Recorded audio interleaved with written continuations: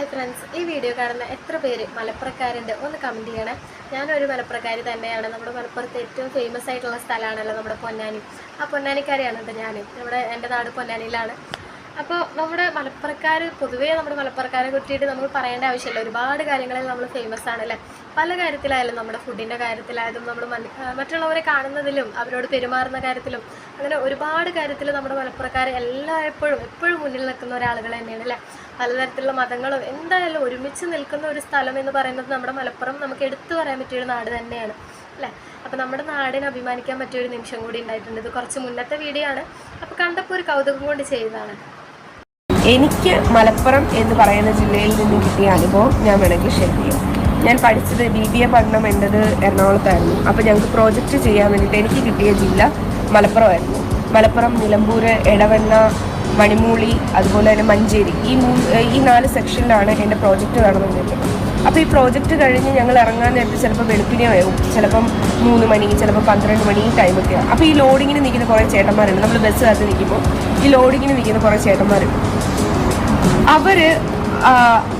അന്ന് നമ്മളൊക്കെ കാണുന്ന എന്നും അവരാരെങ്കിലും ഒക്കെ ആയിരിക്കും നമ്മളെ ഹെൽപ്പ് ചെയ്യുന്നത്. അപ്പം അങ്ങനെ അവിടെ ഹെൽപ്പ് ചെയ്ത ആൾക്കാരാണ് ലോഡിങ്ങിന് നിൽക്കുന്ന ചേട്ടന്മാർ നമ്മളോട് ചോദിക്കും, എൻ്റെ മക്കൾ ഇവിടെ ഇങ്ങനെ നിൽക്കുന്നത്, ഇങ്ങനെ രാത്രി ഇവിടെ ഒറ്റയ്ക്ക് നിൽക്കാൻ പാടില്ല എന്ന് പറഞ്ഞു. ഞങ്ങളിങ്ങനെ കാര്യം പറഞ്ഞപ്പോഴത്തേനും അവർ എപ്പോൾ നമ്മളെ കണ്ടാലും ശരി അവരുടെ കൂട്ടത്തിലുള്ള ആരുടെയെങ്കിലും ഓട്ടോയോ വണ്ടിയോ എന്തെങ്കിലും വിളിച്ച് നമ്മളെ തിരിച്ച് നമ്മളെവിടെയാണോ അക്കോമഡേഷൻ അവിടെ കൊണ്ടുപോയി വിടും.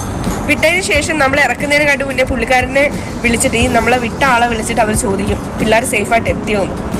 അത് എൻ്റെ നാട് ആലപ്പുഴയാണ്. എൻ്റെ നാട്ടിൽ കിട്ടാത്ത പോലും ഒരു ടേക്ക് കെയറിങ് പാമ്പറിങ് എനിക്ക് ഇവിടുന്ന് നമ്മുടെ മലപ്പുറം ജില്ലയിൽ നിന്ന് എനിക്ക് കിട്ടിയിട്ടുണ്ട്. അതുകൊണ്ട് തന്നെ മലപ്പുറം എനിക്ക് എന്നും ഉയരായിരിക്കും. അവിടുത്തെ ആളുകൾ ഒരിക്കലും മറക്കാൻ പറ്റത്തില്ല. അത്രയും സ്നേഹമുള്ള, അത്രയും പ്രത്യേകിച്ചും ഗേൾസിനെ അതിൻ്റേതായിട്ടുള്ള റെസ്പെക്റ്റിൽ കാണുന്നൊരു ജില്ല, അതിൻ്റെ റെസ്പെക്റ്റിൽ എടുക്കുന്ന ഒരു ആൾക്കാർ.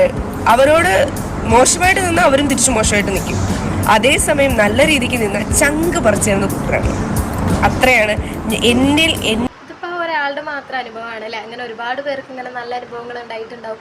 നമ്മുടെ മലപ്പുറക്കാരല്ലെങ്കിലും അങ്ങനെ തന്നെയാണ്. നമ്മൾ സ്നേഹിക്കാൻ നിന്നാലും ചങ്ക് പറിച്ചു കൊടുക്കും, അതുപോലെ തന്നെ നമ്മൾ വെറുക്കാൻ നിന്നാലും അങ്ങോട്ട് വെറുപ്പിക്കൂല്ലേ. അങ്ങനത്തെ ഒരു ടൈപ്പ് ആളുകൾ തന്നെയാണ് നമ്മുടെ മലപ്പുറക്കാർ. നമുക്ക് ഏറ്റവും കൂടുതൽ അഭിമാനിക്കാൻ പറ്റിയൊരു നിമിഷം തന്നെയാണ്. അപ്പോൾ ഈ ഒരു വീഡിയോ കണ്ടപ്പോൾ വളരെയധികം ഒരു കൗതുകമായിട്ട് തോന്നി. അതുകൊണ്ടാണ് ചെയ്യണമെന്ന് വിചാരിച്ചത്.